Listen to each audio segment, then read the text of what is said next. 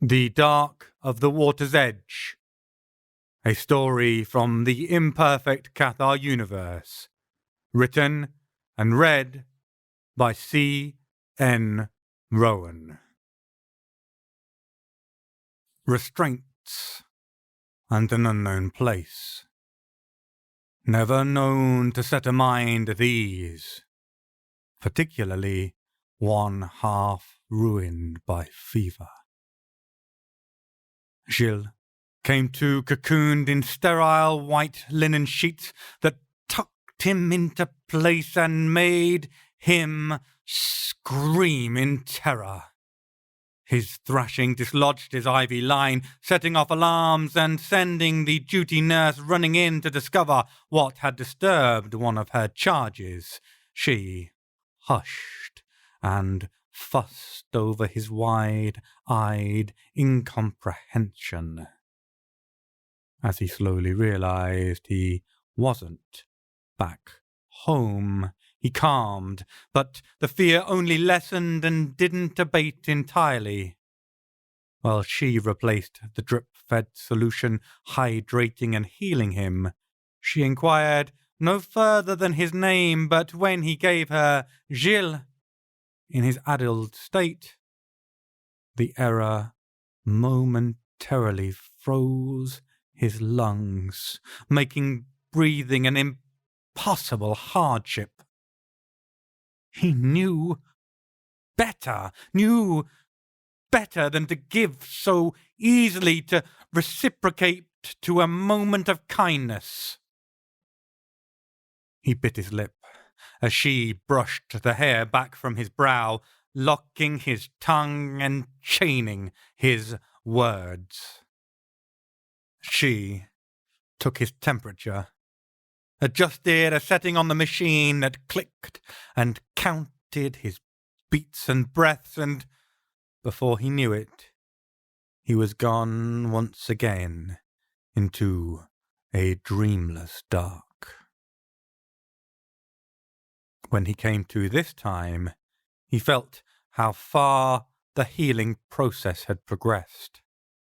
His fever had broken, and he could haul breath without the hacking, frame-racking coughs that had seemed a permanent fixture.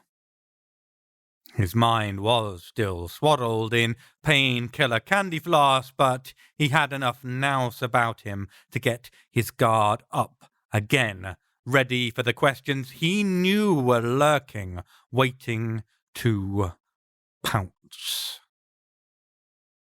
They came in an officious package, a thin-faced lady whose smart attire was as pressed as her attitude. Still too young to be a harridan, her tone was cold and clipped enough to suggest it was a career target she was working towards. Name?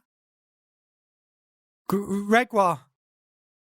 Hopefully close enough the tongue lapse would be forgotten as a misremembering. Date of birth? Gilles gave a made-up date, making him a few years older, enough, he hoped, to keep them from searching too hard for any family. Place? Can? He'd not expected that one, and for a moment he'd havered. Images of bright lights and red carpets allowed on the TV only to be pulled apart by the church for idolatry and whorish displays of flesh. Or such was the claim. So he stammered out the name of the glamorous town and hoped the difference between it and him wouldn't be enough to raise her suspicions. Each paper-thin lie met the 1-inch punch of her disapproving glare and long-suffering sigh. She scribbled down all the misinformation she saw straight through, pursed her pencil-line lips thinner still, then turned on her heel and whisked away, leaving Gilles unsure whether he was sweating from the remnants of his chest infection or the heat of her interrogatory attention. He knew it was only a matter of time. Sooner or later they'd be back, asking for ID or questioning his hastily concocted names and details of birth. He didn't know if the church had given up on him as soiled stock or whether they still believed him a lost lamb to be corralled back into their smothering, spirit-breaking embrace. He didn't want to be forced into a shelter to recover where well-meaning but overworked staff would never be able to keep their eyes open enough to protect him from the other inhabitants' swift recognition of victimhood. There was only hidden corners of fast hands and hard trauma, either here or there. If the church swept in all words of love that hid the belt's lashes, would the nurses hand him over, bow-wrapped, glad of a mystery solved and a bed freed up? There was no safety in healing. His childhood had taught him that. He'd often hawked up phlegm as he'd babbled his sorries into his mother's shirt, bawling and begging for forgiveness and a healing touch, desperate not to feel the pain of the seemingly unending chest infections in each breath. The problem was the healing being offered was multi-pronged. The church would rally round and see him cared for, carried back to the finest form he could be by a doctor sympathetic to the cause, if needs must, though the power of prayer was preferred. Then it would be back to their program, to what they deemed necessary further healings. Electrodes, induced vomiting, starving, beatings. He'd rather take an aperitif with the Reaper than stifle and choke once more under the loving care of a community who damned him for seeing strange folk and not loving those they chose. The former, the eyes in the dark that winked, the weird little faces that pressed against rain-blurred glass or rode by on heat-maddened stray dogs, were clearly the work of the devil. Thus, the beatings to drive out the demons that plagued his sight. His preferences were a deviance in their eyes, hence the rest of the healing. The room constricted in, its walls pressing up against him, already laden with demands of neatly labelled boxes that he would have to slice off parts of himself to fit into. He half squealed as his breath became harder to take, speeding up. His heart felt like it was cracking his ribs with each inhalation, tearing off the monitoring clips that clasped his fingers like a priest's prayer. He didn't even notice he'd also ripped the tubing out of his arms in his blind panic. He staggered upright, still hyperventilating, a newborn fawn trying to balance on unsteady legs as the hunter closed in. On a chair, half obscured by the door's shadow, he saw his patched clothes, unrecognizable in their laundered state, and threw himself into the embrace of his great coat, sobbing as he wrapped it around himself. This oversized woolen blue coat had saved his life. A silver-haired woman, a bandana rag pulling her tresses towards a semblance of order, her carefree laugh locking her youth in under her crow's feet, had gifted it to him. He'd felt like a Russian conscript facing a forced march to Moscow's defense, but it had kept the cold back, though it had bared its teeth at him as it had huffed and roared around barren fields, chivying at his heels if he lingered or slowed too often.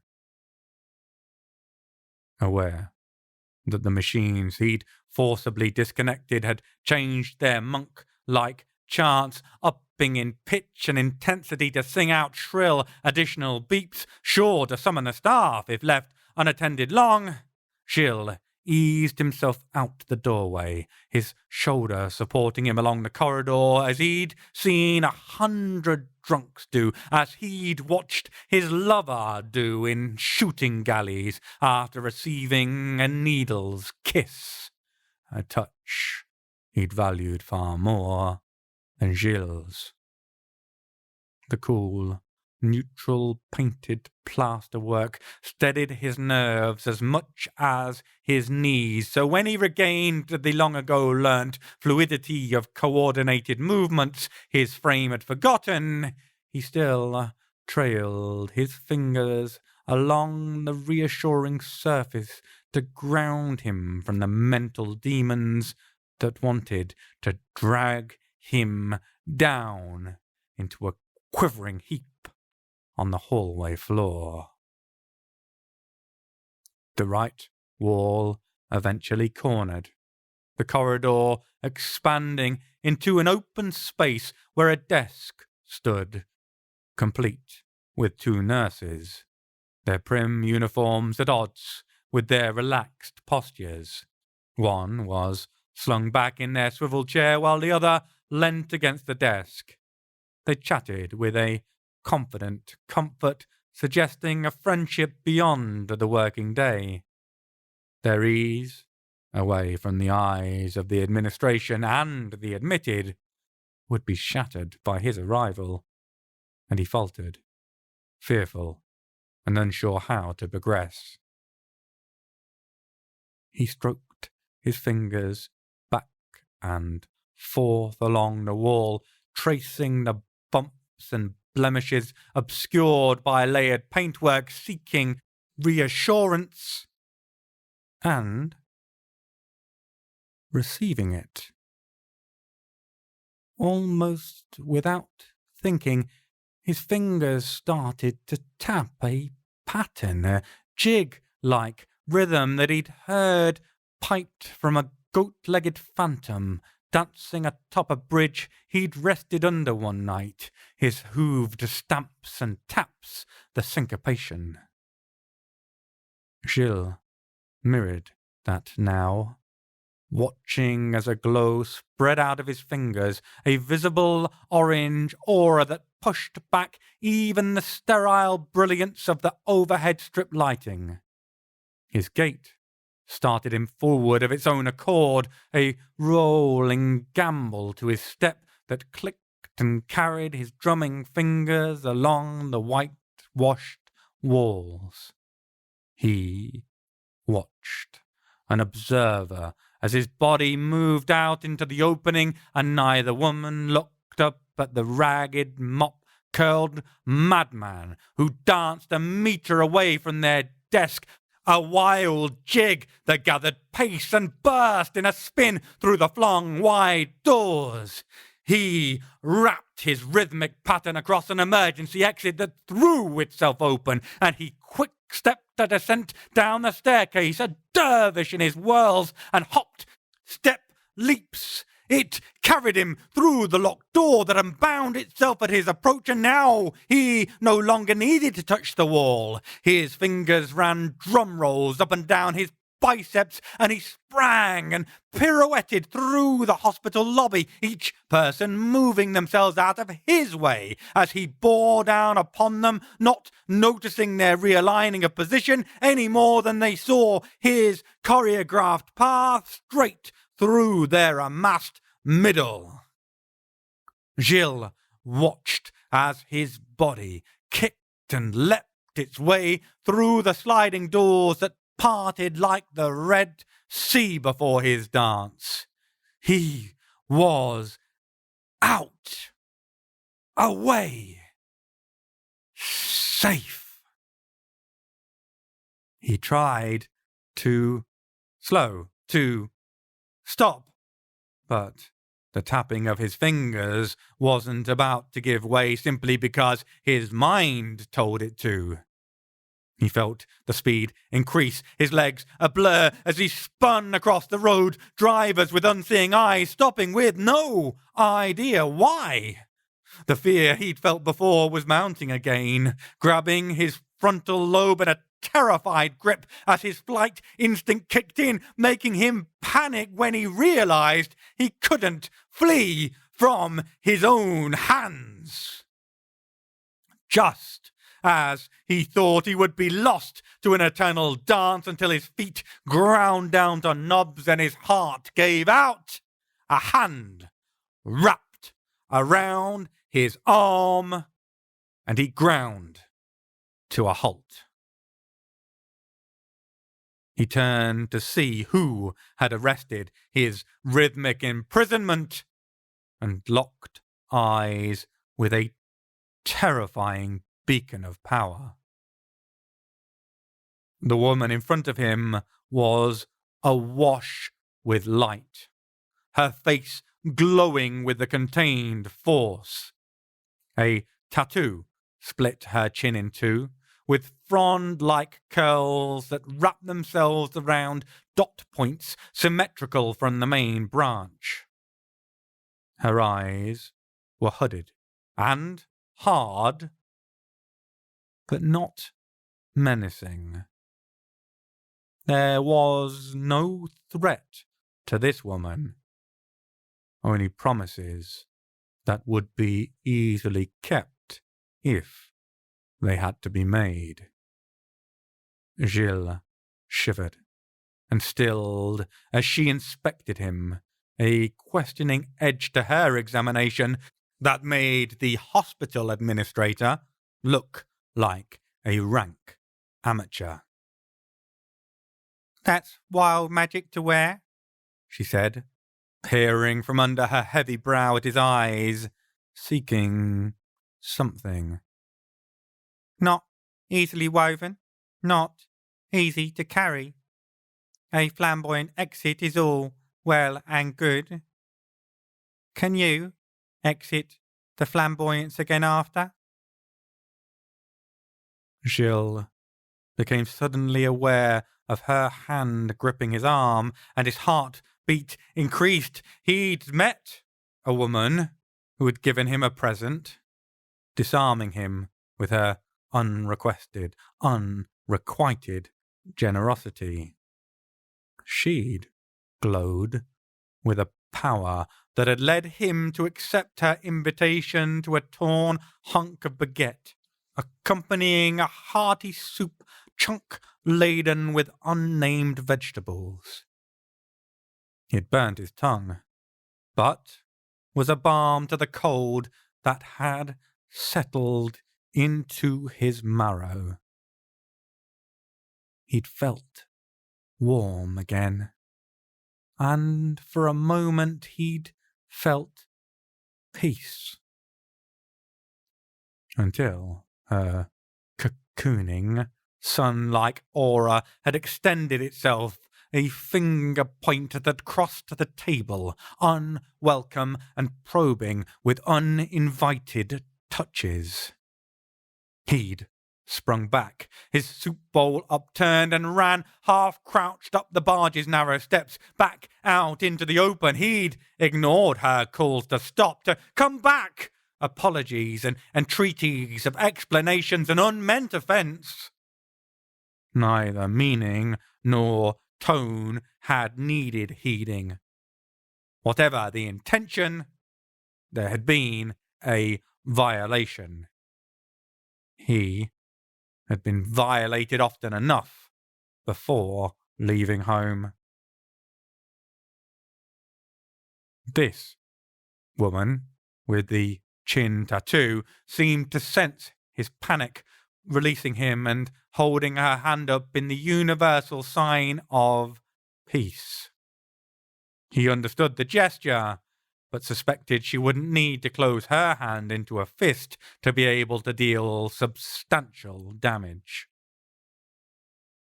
"I'm not here to trap you, kid. I'm not the Empire." She grinned sharply, and it humanized her, showing something warm under the gunmetal exterior. "I shoot better than a fucking stormtrooper for starters." Jill started to back away.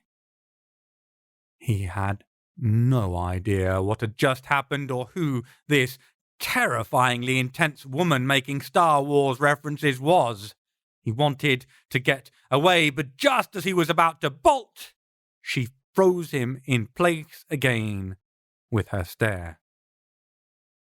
"Again, not the enemy here. Go in peace and all that. Just a word to the wise. Such an unusual way of avoiding normal attention might draw other, less usual but more deadly forms instead. Careful with your talent, Sabi." She seemed to understand he wanted to go and turned her head away, releasing him from the steel thread of her scrutiny. "There's things you see when you spend too much of your life waiting outside morgues," she sighed, wearing a put-upon expression of the permanently long-suffering. "See you around, kid," she said, and tapped the side of her head with 2 fingers in a salute, her eyes fixed on the hospital's front door as she leant against the dark blue sedan she'd parked parallel to them. Gilles stumbled back, turning on his heel as he was dismissed, wrapping his arms around himself to make sure he was both actually there and in full control of his limbs. He blundered off down the path, swerving away from the oncoming pedestrians, desperate to escape, although he was no longer entirely sure who or what he most wanted to escape from. His feet led him through the city to the bottom of a curving cul-de-sac, Rue de Dr. Hervé. A small gap in the bushes, guarded from motorized intrusions by unskinned metal wing frames on each side, led down through a small, scraggy park to the side of a thundering expanse of water. It was a comforting familiarity, despite the new surroundings. He had often followed the canals and rivers on the way south from Lille, escaping the smothering death grip of the wintry weather on his weakened lungs. The waters had called to him. He felt a safety there, a kinship with the swirling depths that had been corralled into straight paths by man's domineering force, but that remained wild as an element, untameable and incorruptible. It wasn't tame, though. He'd had to remind himself of that more than once. There had been fish, that had swum alongside him as he'd bathed sometimes, and things that had looked like fish, but with hands that had guided them as they'd glided silently, reaching out to seize a river pike or an unwary, dozing mallard. Their fingers had been elongated, their nails like knives, and their teeth had been serrated like Dad's forgotten bowie knife, which Gilles had used to saw through rope wrist bindings as he'd bled tears and wept blood, swearing to be free from the church's grasp. These creatures had shown him no interest other than hunger, and he'd feared them. Whenever he'd seen them, he'd spend the coming nights in the nearest fields. Then there had been nights when the mists had condensed, enriching the air with more and more moisture until the fully set fog had curled over the water's surface. It had extended its tendrils out to touch the hedgerows, spreading to fill the bridge arches he'd sheltered in. He'd seen dancing lights, voiceless but expressive, promising him happiness, riches, and comfort if he'd just follow them on their wended tracks. The water had seemed to expand, becoming primordial marshland, and he'd felt that if he wandered out, he might find other worlds. It had been tempting. He'd set out from home with the sole purpose of escaping. When he'd first decided to leave, Gilles had seen himself as a huckleberry, enchanted by visions of the freewheeling hobos of America's self-created mythos jumping the tracks. Except when he'd reached the station in Lille, he'd found the trains to be sleek and soulless, cold steel and glass. They'd terrified him, looming over him like they, too, had been judging him as failed and faulty. The feeling of wrongness, of a nauseated malady, had weakened as he'd put distance between himself and the station. So, whenever those nights had called, whenever the mists had turned the canals to marshland, he'd wrapped himself in his great coat and stayed huddled under the bridges, looking at the wild, unguided force of the Garonne as it tumbled over itself to pass beneath the Pont Jumeau. Gilles was mesmerized, drawn to the swirling, eddying yellowed spume. It seemed to mirror some of the dancing steps he had recently taken, and it drew him along, having him follow a small, half-discarded pathway overgrown with vegetation. He stumbled under an enormous bridge, the thunderous traffic noises both dulled and augmented simultaneously by the thick concrete, the echoing expanse transforming the booming bass into a low-frequency feedback loop, reducing it from roar to rumble.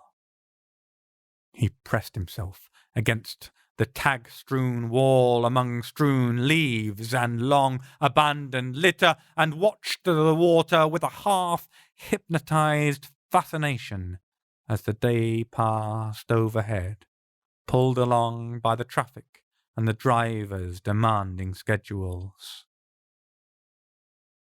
The night came late, but the preceding lingering dust carried with it a chill that made Gilles wrap himself up tighter in his great coat. He wondered, briefly, if there was a God, but found himself unable to bring himself to care outside of hoping that there might be a small corner of hellfire reserved for the congregation he'd escaped. He huddled closer into his coat, unable to draw his eyes away from the water, unable to escape the memories of the last years that still haunted him. That he had been looking all his life for love had been blindingly obvious when he'd fallen headfirst into offered intimacy. He'd made promises of undying fealty, feeling so grown in a love that anyone else could have seen was childish in its naive purity. But the sworn loyalty had been taken, and a relationship had started from half-drunken fumbles in the park, passing far too quickly into wheedled needs from his lover for a needle's kiss and the money to bring that sweet embrace. Gilles didn't like what it did to the man he idolized, but he didn't know how to say no, to persuade him away from the path he walked. If his comfort wasn't enough, he'd find whatever his true love needed to chase away the night's cold. When outstretched hands and feet-placed paper cups hadn't been able to bring the dragon's breath to his lover's veins fast enough, Gilles had been pushed to offer up the innocence he'd given glad-handed in their first-time clinch. He'd swallowed the hurt, convincing himself it was the ways of a world he'd always known was cruel. While the money had come in, tear stains had been kissed away with promises of love that had tied them tighter than the tourniquet his lover wrapped around his arm as he dripped out honeyed words. But Gilles' heart had fractured with every hand fumble across car seats. Then the day had come that Gilles couldn't manage to get up from the half-torn mattress on the squat floor to trade for his lover's need. His lover had become unkindly generous. He pushed a needle halfway into Gilles' arm, trying to share his desperate addiction to make them partners in the heroine's halter. Gilles had pulled away, and the needle had dropped, the syringe cracking and spilling, and his lover's words had swung from miserable despair to furious beratement. Gilles had stumbled out into a daylight so harsh it seemed to illuminate all his foolish wishes and wants, washing out his dreams in blinding white. From there, he'd run further south, still following the waterways. When a hand breached the water's surface, Gilles wasn't surprised in the slightest. Partly it was that no unexpected strangeness such as this could shock him after his bizarre travels. More than that, though, It felt like he'd been watching the water, waiting for this to happen.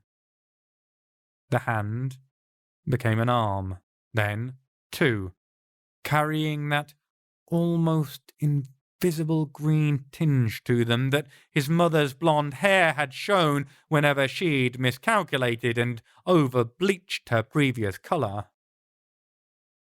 Whatever the arms were attached to heaved itself up out of the water and onto the path.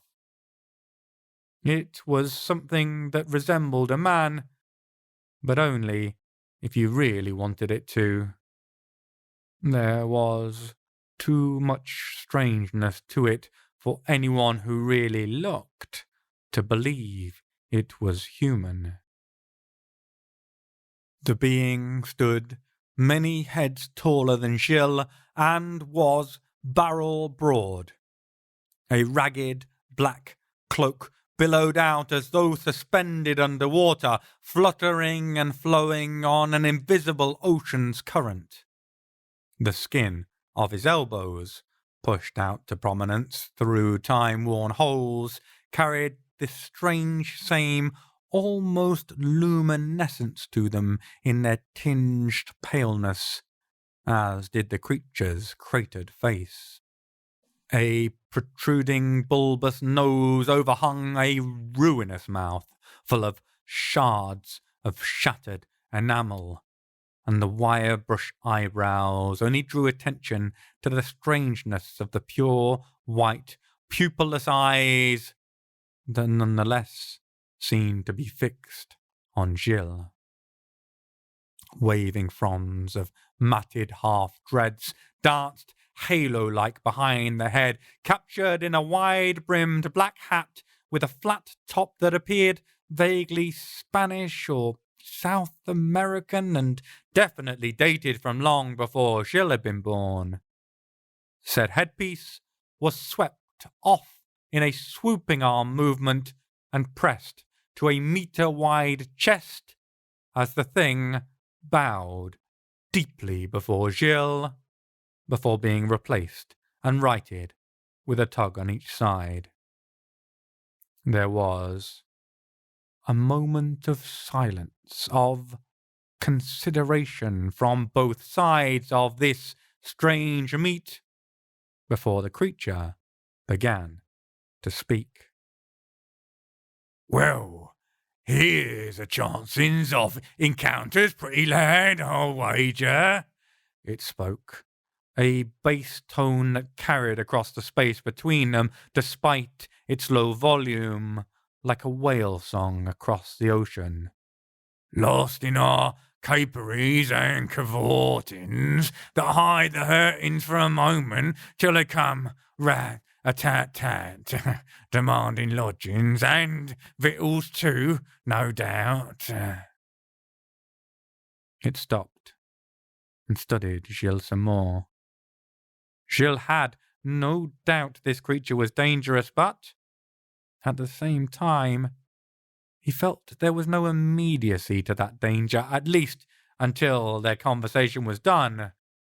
Some resolution was required prior to any threat being offered. "There are such hurtings there, are there not, my lovely boy?" it said, still watching. "Such betraying smites and lovery backstabs as bleeds the heart dry." The voice dropped to an outraged hiss. "Promises empty offered and easy broken, with no mind paid nor by your leave." It seemed deeply offended by the notion, and the indignant tone would have made Gilles laugh had he not worried it might bring equal offence and end their discussion, and possibly his life, prematurely. "Franc is my namings. word born and water carried, known for my knowings and home givings. Promises I will make for those I take as mine own lovely ones. No word undone, no lies or lacquery in finessery of truthings. Hurt has been the coin, palm pressed upon you, time and again, is it not? Dilly-dalliancies with half-hidden, heart-driven daggerings up dirty sleeves, my oath. There's no false fathery or friendly ways with old Frank, little boiling. No fakerings or flapping lip lines leading to tears and tearing troublings.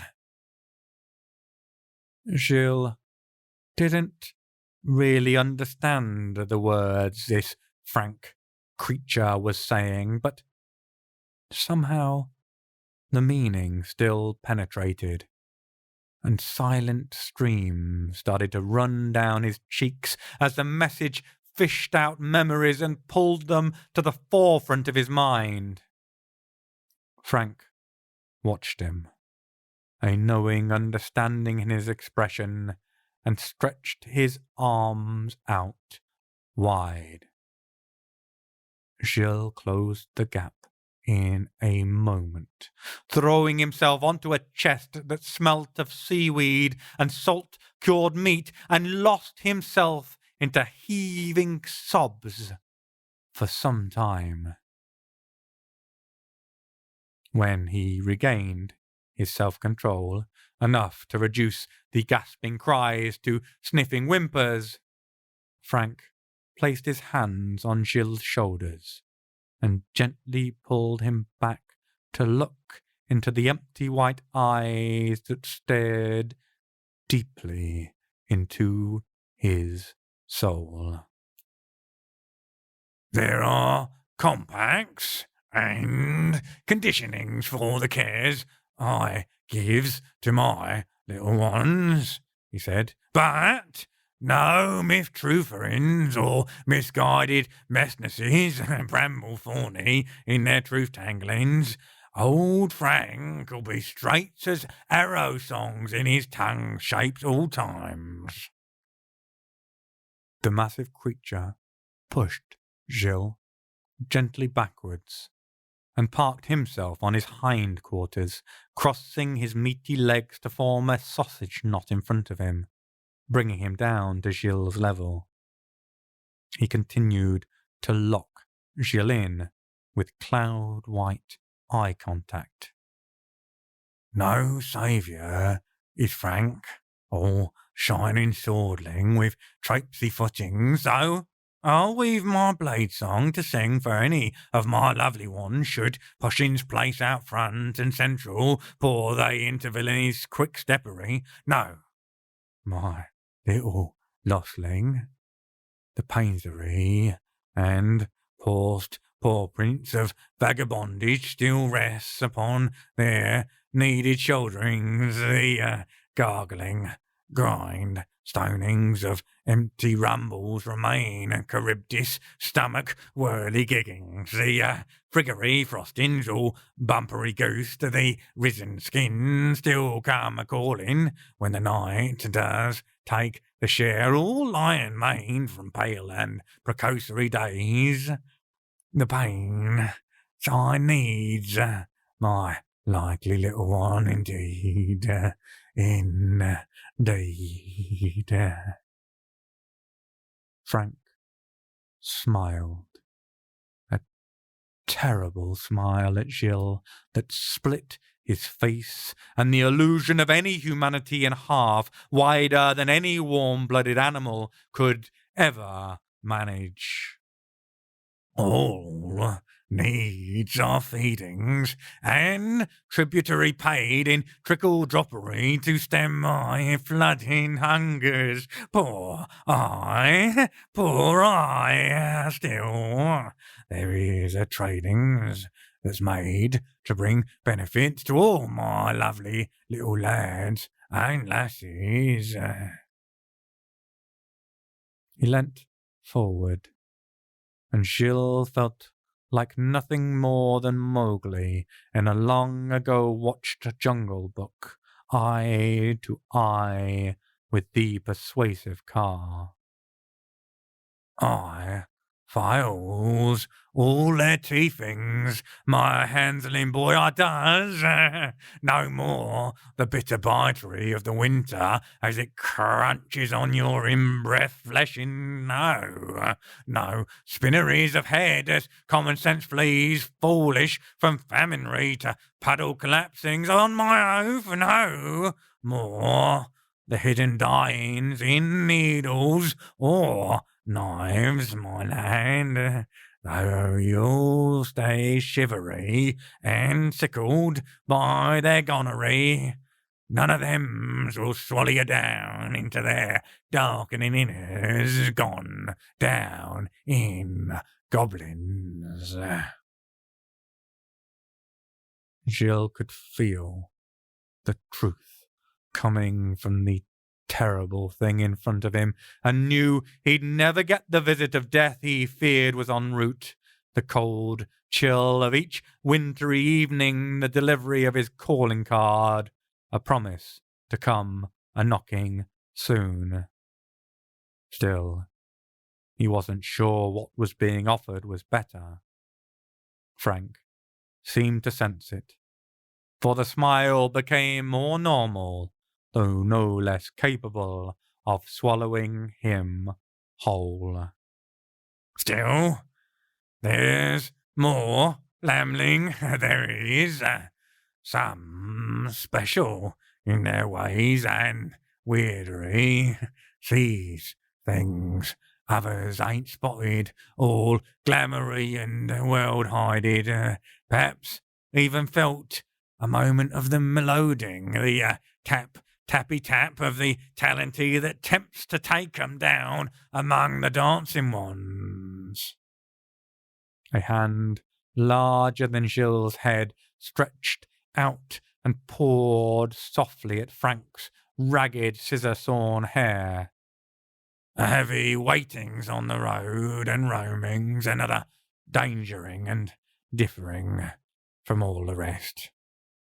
Franc will take that burdenry from upon your willow-droopery of a back and let you rest more easy in the red rustery forgings of a cityscaping. He patted Gilles' cheek gently and pulled back his colossal mitt, resting both of them leisurely on his knees, but never breaking his stare. One last thing, poor little lostling, then there are choosings and ways of walking to make. 'Tis a partnering I offers to my lovely lads, my lovely lassies, a connectory of sortings. When needed, I can wear them and wraps myself in them like my cloak's finery a billowing out. Your knowings become mine own, forsooth, and my sensories upon the crackling streets and sideways you all is means it does that old Franc is always with you. The monster and Gilles no longer doubted it was anything else, leant forward until their noses were almost touching, and whispered his final words. Means never being alone again, poor little one. They stayed like that, honest fiend and broken boy, for a long while, until Gilles would have sworn a day's cycle had passed with their eyes in locked embrace. A sacrifice. To give up this strange sight, the weird gift that had made him dance unseen through a hospital's sterile halls, but that, too, had been ready to snatch him from himself, to consume and swallow him whole, to possess him and make him do whatever it desired, never thinking of Gilles, only of what tune it could make him dance to. Nothing but empty promises, a little give before taking everything it wanted. Pretty lies to hide painful truths. All he'd ever been offered. But this Franc offered his painful truths first, made them crystal clear despite his strange turns of phrase. The promises, they stayed cached behind. Know what you have to give before you see what you can gain. And that was the nub. Here was a chance to gain, and all Gilles had to do was give up everything he'd arrived to the water's edge with. What was there in that he might have wanted? What that he might have valued more than a viciously honest communion, the frankness of a monster's promise? Finally, suddenly, almost without conscious deliberation completed, Gilles nodded, and one spell broke as a compact was made. Franc pulled back, then pushed himself up to his full looming height, towering over Gilles, seeming larger than the bridge they sheltered under, larger than the town they lay beneath, as large as the rolling tides covering most of the earth's surface as he opened his cloak to welcome Gilles in. He wrapped one side around him, then turned and guided Gilles to the edge of the footpath, staring out over the tar-pitch dark waters.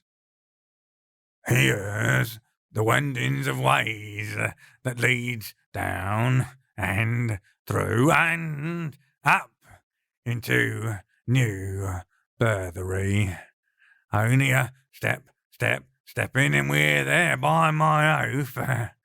Let's away, my lovely lad. The two dark shadows hung for a moment above the surface. There was a clouding of the skies as they sunk down, and then Gilles was gone beneath the waves, taken by the waters that had called him for so long, carrying him home away from the uncaring world. Nobody noticed. Nobody cared. Except the end. The Dark of the Water's Edge is a story from the Imperfect Cathar universe, written and read by C.N. Rowan, all rights reserved by C.N. Rowan and Main Rock Publishing.